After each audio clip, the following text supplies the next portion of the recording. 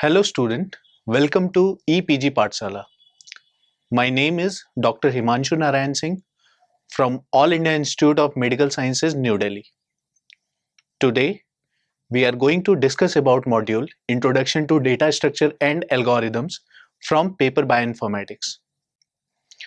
Nowadays, biological data is expanding at an exponential rate and handling such huge amount of data is quite difficult. Therefore, it is important to store such data in well-organized manner so that it can be retrieved and can be used properly. To deal with such data, various data structures are developed which stores the digital information in efficient way, and further to process them, various algorithms have been also developed.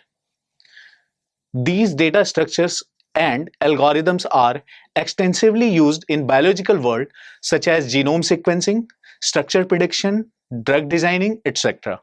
Therefore, it is important to know about data structure and algorithms. So, in this module, our objective is to discuss about what is data structure and what is their importance in biological world. Then we will discuss about algorithm and its uses. Further, we'll see how algorithms can be written, and uh, the form of algorithm is called pseudocode.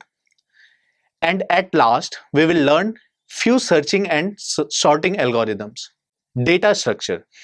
It is a way of collecting and organizing data in such a way that we can perform operations on these data in an effective way. Data structures is about rendering data elements in terms of some relationship for better organization and storage. For example, suppose we have a DNA sequence with 500 nucleotides.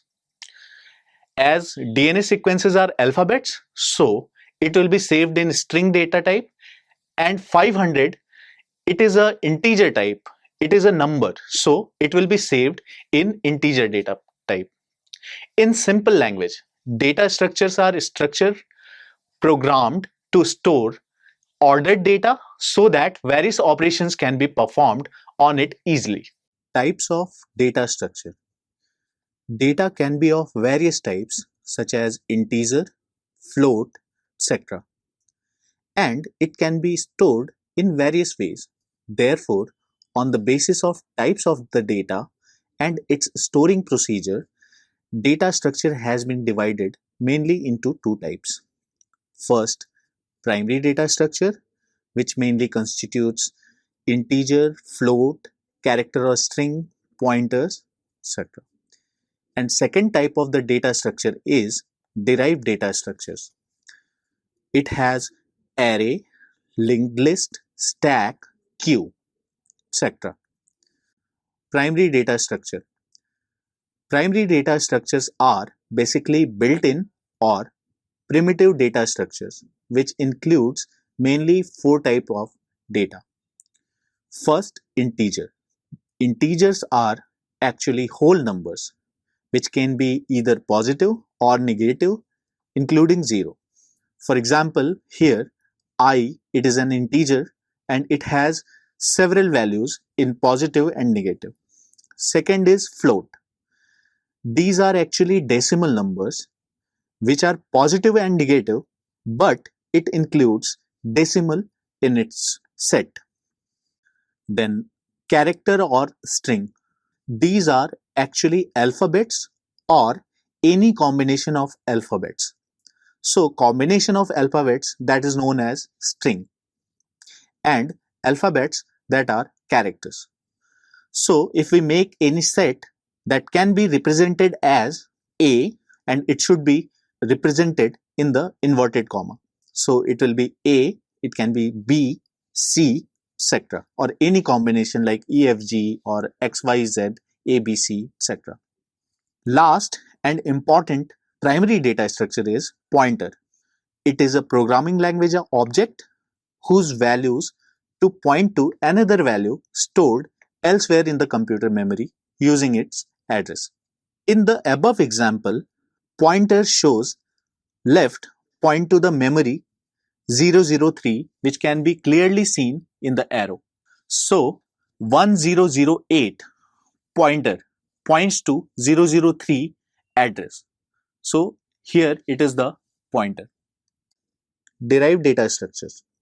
There are various complex data structures which are divided and used to store large connected data sets. These data types are normally built by combination of primary or built-in data types and associated operations on them. All these data structures allow us to perform different operations on data. We select these data structures based on which type of operation is required. The derived data structures were mainly divided into three categories. First and foremost, which has been extensively used in various algorithms, that is array data structure. Array is a container which can hold fixed number of items, and these items should be of same type. Most of the data structure make use of array. Array comprises two components. First is element and second is index. Element, it is an item stored in an array, and index is location of element in the array, and it should have a numerical index which is used to identify the element. For example, in this array, int define the type of array, which is integer. Array, it can be float also, it can be string also. Depending on the nature of the array, we should mention the type of array. So here it is int, so it shows it is integer type of array. Array, it should be the name, it can be anything, A, B, C or any name. Then the last part of the array is size, which signifies what is the number of elements in the array, and here it is 10. And after that, we can mention all the elements of the array. So once we define the array, its index also be confirmed. First element will have 0 index, means 0 location. Second will be 20, and that location will be 1, and so on. Linked list. Linked list is data structure which store sequential information which are connected to each other via links. Linked list also comprises two components. First, series of nodes, and each node has two parts. First part is data and second part is pointer, that is address of the next node. So in this example, we can see there are four nodes. First node is 10, which shows the element of the first node, and second is address or the pointer. So pointer signify the address of second node element. So the second node is 20, and again the second node has the pointer, that is 002. So it signifies the third node, and so on. So if we see the address of the nodes, then the first node has address 000, second node has 001, and so on. Stack and queue. Stack is an ordered list of similar data type such as integer, float, string, etc. with predefined capacity. It allows addition or removal of data in particular order. Every time an element is added, it goes on top of stack, and the only element that can be removed is the element that was at top of the stack, just like a pile of objects. Therefore, it is also known as first in, first out type of data structure. So here we can see the example. It has four elements. First is 1001, second is 1002, and so on. And these are appended one by one. If one new element has to be added in this stack, then it will go above the 1001. And if any element first has to be removed from this stack, that will be 1001. Second type of data structure is queue. Queue is a linear data structure in which first element is inserted from one end, that is called rear. or we can call it tail, and the deletion of existing element takes place from the other end of the queue, that is called front and also known as head. This makes queue as a FIFO data structure, which means element inserted first will also be removed first. First in, first out data structure. So if we see the example here, there are 5 elements in this queue, that is 101 to 1005. So the rear will be 1001 and the front will be 1005. So if any element has to be added, that will be added at 1005, and if any element has to be removed first, that will be 1001. Algorithm. Algorithm is a step-by-step procedure which defines a set of instructions to be executed in certain order to get the desired output. Algorithms are generally created independent of underlying languages, such as an algorithm can be implemented in more than one programming language, whether that is C, that is C++, Java, Perl, whatever it is. Algorithms characteristics are: first, it should be clear and unambiguous. Each of its steps or phases, their input outputs, all should be clear and must lead to only one meaning. It should not be confusing. It should have zero or better defined inputs. It should have one or better defined outputs and should match to the desired output. It must terminate after a finite number of steps. It should be feasible with the available resources, and it should be step-by-step directions which should be independent of any programming code. If anyone want to replicate it in various language, he should be able to do that. In algorithm, actually there is no well-defined standard for writing steps. Rather, it is problem and resource dependent. Algorithm writing is a process that is executed after the problem domain and is well defined. That is, we should know the problem domain for which we are designing a solution. Now we will see how to design the algorithm, and to understand it, we'll take the simple algorithm where we are trying to add two numbers. Actually, there is no well-defined standard for writing an algorithm. Rather, it is problem and resource dependent. So, to design the algorithm, suppose we take two integer value, that is a and b. So, in step 1, we can simply write define two numbers, integer a and b. And in next step, we should define their values. We should assign those integers some values. So in this example, we have assigned a equal to 2 and b equal to 3.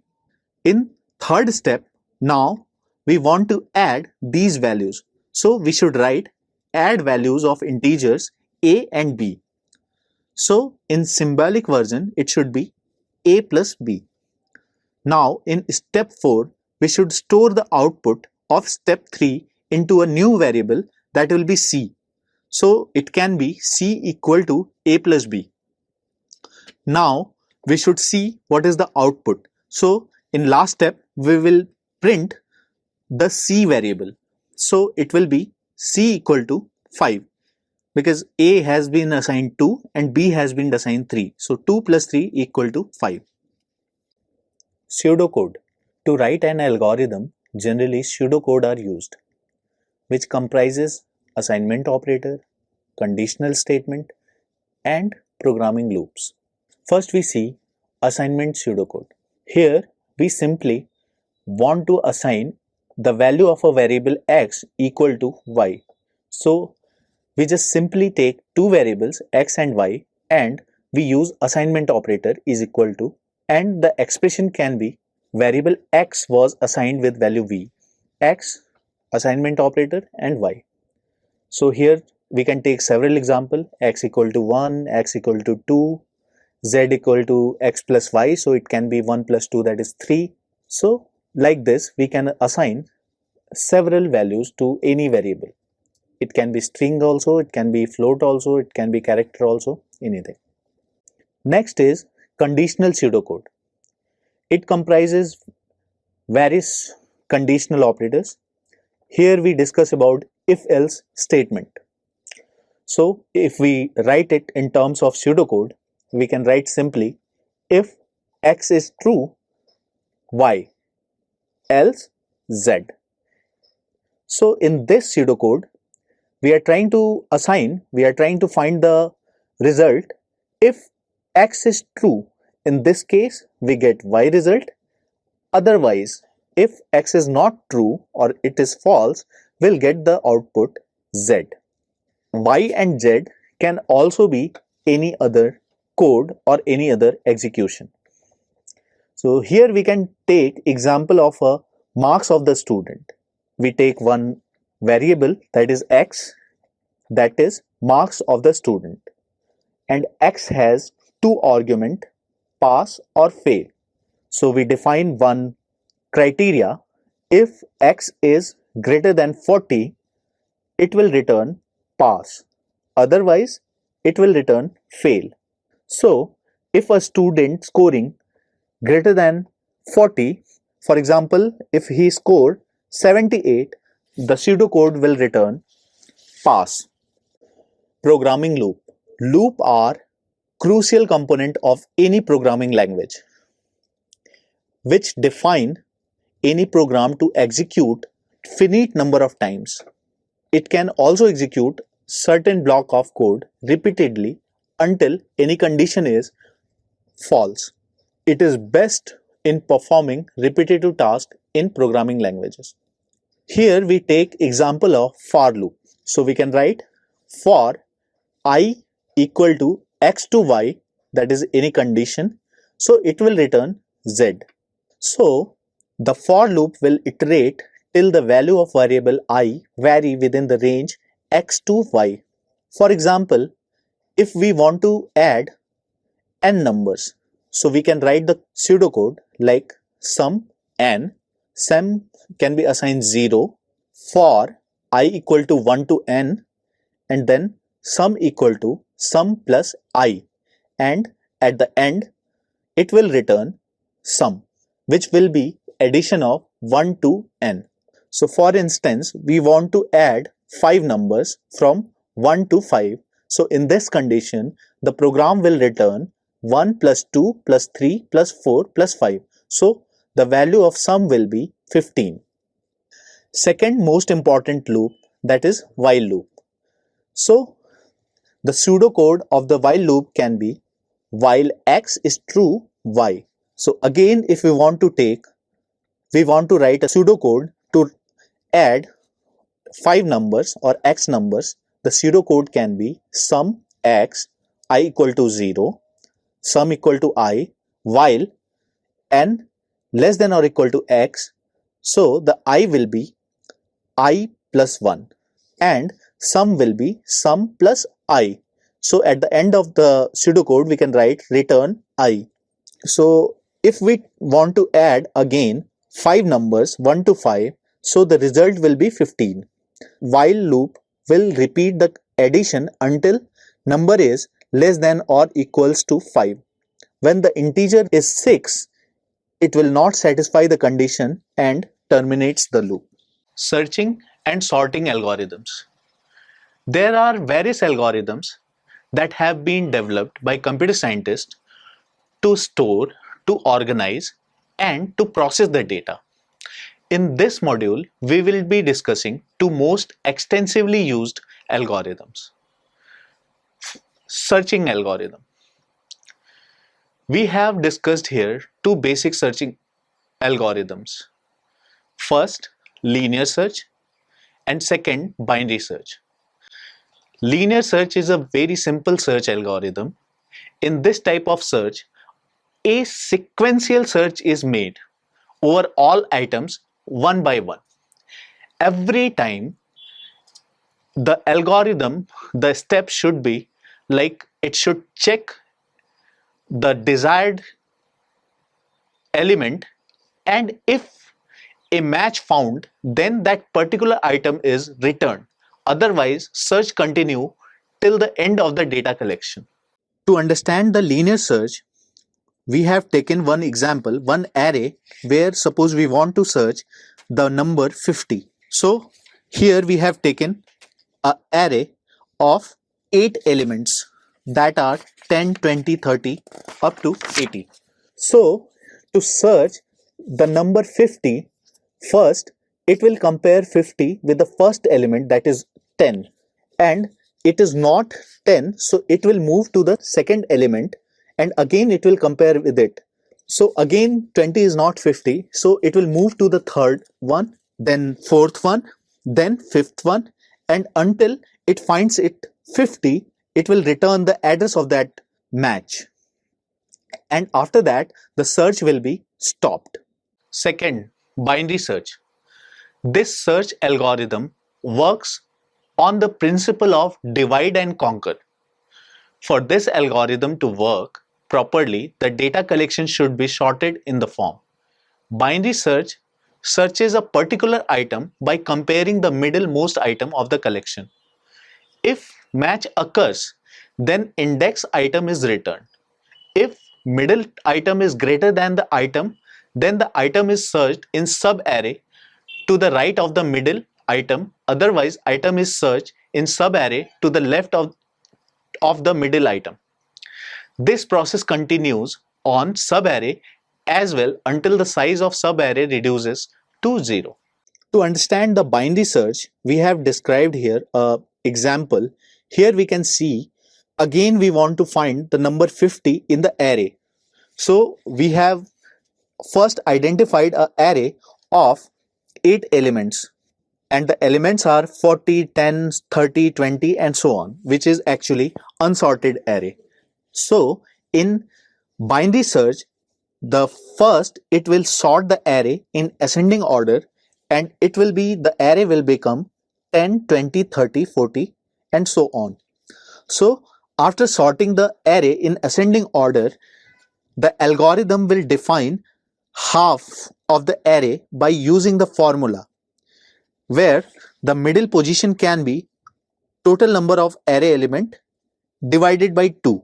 As in this array the number of element is 8, so the mid position will be 4. So element 40, it will be the pivot element of the array, and from there it will decide which part of the array should be searched. In condition of odd elements present in the array, the mid position will be in decimal, so only integer part will be considered as the middle position. So as we have taken example of 8 arrays, so the middle position will be 4th, that will be 40, and suppose we have taken some other maybe 9 element, so in that case also 9 divided by 2, that will be 4.5, so 4 will be the middle point of the array. The element at the 4th position will be the middle element of the array. So here we have taken array of 8 elements, so the mid position will be 4 and that element is 40. In step 3, the number 40 will be compared with the required element 50. The 40 is less than 50, therefore the algorithm will search for only right hand side of the element. So in right side, after 40 there are 4 elements. Again the algorithm will repeat step 2 for these 4 elements. So in this case the mid position will be 6th element, that is 60. Again the algorithm will compare the value 50 with the 60. So if here 60 is greater than 50, so the algorithm will search left hand part of the array in the remaining elements. So now the next element is 50, so that is our search and algorithm, that is the required number, so our algorithm will be terminated. Sorting algorithms. Here we will discuss two sorting algorithms, bubble sort and insertion sort. Bubble sort is a simple sorting algorithm. This sorting algorithm is comparison between algorithm in which each pair of adjacent element is compared and elements are swapped if they are not in order. This algorithm is not suitable for large dataset. So, steps involved in bubble sort are: it starts with the very first two element, compare them to check which one is greater. If it is sorted, then it will consider second and third element. If it is unsorted, then it will swap elements and will sort them again. The bubble sort can be explained in this example where we have taken 4 elements array and the element are 40, 10, 30, 20. So bubble sort starts with very first two elements, comparing them to check which one is greater. So in this example, it will compare 40 and 10 and it swap its position. So the new array will be 10, 40, 30, 20. After sorting these two elements, it will compare element of next two elements. And if element present at second position is greater than the element present, it will be swapped. In this case, 40 will be swapped with 30. And the same process will be repeated until all the numbers are sorted in this order. In this element, we can clearly see that 30 and 40 are compared and they are in proper order, so it won't swap. Then again 40 and 20 will be swapped, and so on. Insertion sort. This is an in-place comparison based sorting algorithm. In insertion sort, a sublist is maintained which is always sorted. For example, the lower part of an array is maintained to be sorted. An element which is to be inserted in this sorted sublist has to find its appropriate place and insert it there. The array is searched sequentially and unsorted items are moved and inserted into sorted sublist in the same array. In insertion sort, again we have taken the same array of 4 elements which has been discussed in bubble sort. So first, in insertion sort, it will compare initial 2 elements. If the first element is greater than the second, it will sort it. Otherwise, it will be remain same. In this example, 2 elements will be sorted, 10 and 40. 10 is less than 40 and it is at second position, so it will be swapped or it will be inserted at the first position and 40 will come to the second one. Then next 2 elements will be compared and will be sorted into the ascending order like previous step. So here in this example, it will compare 30 and 40. So as 40 is at the second position, so it will be swapped and 30 will come to the second position and 40 will be swapped to the third position. Then again next 2 will be compared, 20 and 40 will be swapped, will be inserted to each other position. Then again 20 and 30 will be compared and it will be inserted into it will change its position, and finally this process will be repeated until the whole list will be sorted out in ascending order. So the sorted array will be 10, 20, 30, 40. So students, let us now summarize what we have learned in this module. Data structure introduction refers to a scheme of organizing data in computer's memory in such a way that it could make the data quickly available. It addresses 2 fundamental concerns. First, how the data will be stored, and second, what operation will be performed on it. Data structures are of mainly 2 types: primary or primitive data structure and second, derived data structure. Algorithm, it is a step-by-step procedure to get the desired output, which is not language dependent, rather problem and resource dependent. To write an algorithm, generally pseudocode are used, which comprises assignment operator, conditional statement, and programming loops. Several searching and sorting algorithms have been developed by computer scientists such as linear search, binary search, bubble sort, insertion sort, etc.